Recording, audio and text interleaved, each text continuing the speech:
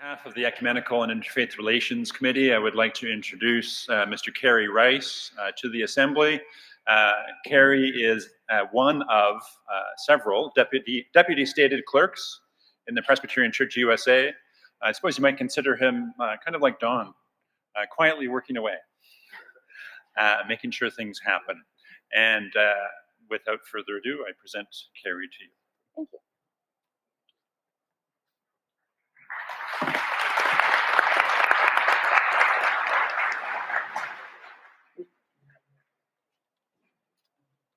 Looking for my glasses, excuse me.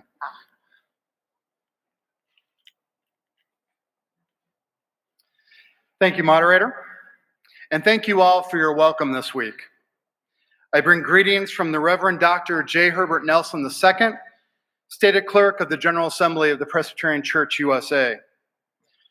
I want to thank you for allowing me to be a part of this assembly. It is always heartening to see the people of God gather together in one place for worship, reflection, and action. We too are preparing for our own assembly, our biennial assembly, the 224th, next summer in Baltimore. I must say I felt right at home here. Your conversations and debates sound quite familiar. And I have been at enough church assemblies to know that I don't want to be the one between you and adjournment. So my comments will be brief.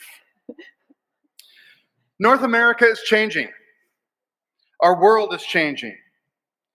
People of all faiths face daily threats from all those who hate. It seems like every week there's been violence at a church, synagogue, or mosque. No one is immune. We continue to see families seeking asylum in our country, only to be turned away, incarcerated, and separated from their families. Also in the U.S., the idolatry of the Second Amendment of the Constitution has created a powerful and seductive gun culture to which many have fallen victim. 1 year ago today, I lost my son to an accidental shooting. He and his brother were enamored of guns, and they were admiring a new gun purchase. The gun discharged, and Tyson was killed. The U.S. must face its gun culture, and the church must lead that effort. In addition, the gap between poor and the wealthy is only growing. Corporate greed only puts people at risk, but also our environment, as climate change continues to erode that which God has given us. And you don't have to be a news junkie to know that in the United States, we are experiencing a difficult time politically and culturally. What is now apparent to the dominant culture is something that the historically underrepresented communities have known all along, that the United States was built on the foundation of white supremacy and white privilege. Current national leadership simply exposed what was there all along. Even as the Church of Jesus Christ, instead of trying to discern God's will to address many of these issues, we sometimes find ourselves looking for fault among our churches and our church leaders, when we should hold close and pray for God's guidance. The Presbyterian Church USA and the Presbyterian Church in Canada have enjoyed a special relationship. Both of our churches have much work to do as we continue to enjoy power and privilege at the expense of other communities. It is our prayer that together we can change and we will impact and tear down walls of racism and hate and begin to build a world of welcome without judgment or violence. Your work on the confession and reconciliation with Indigenous peoples of the land now known as Canada is admirable and inspiring.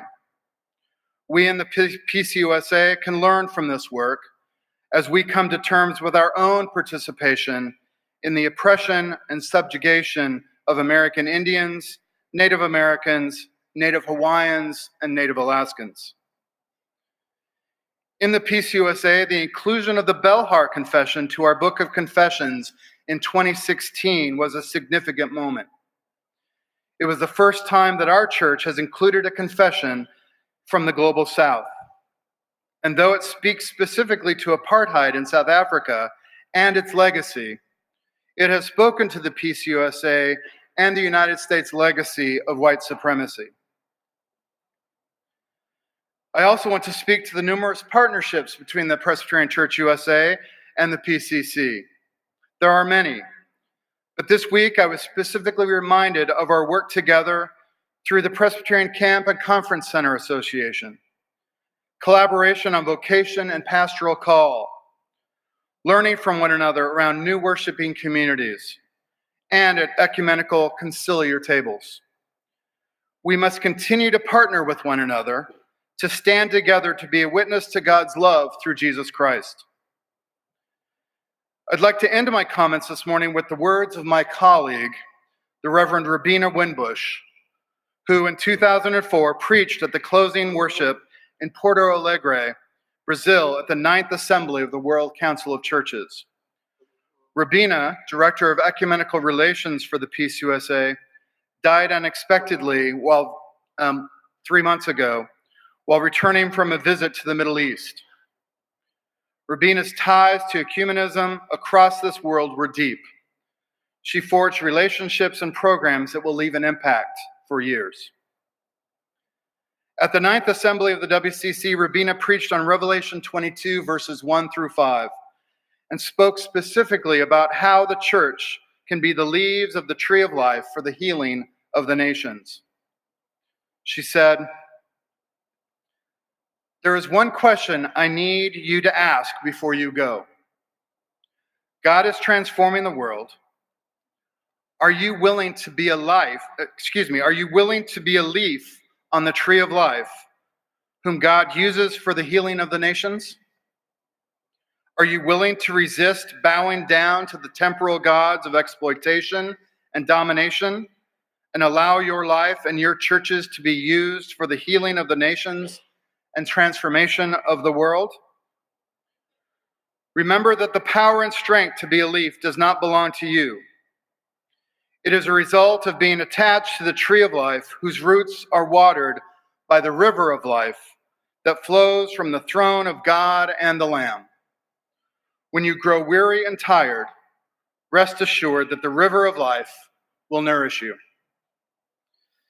Thank you, moderator, for this opportunity to be with you. May God continue to bless the ministry and witness of the Presbyterian Church in Canada.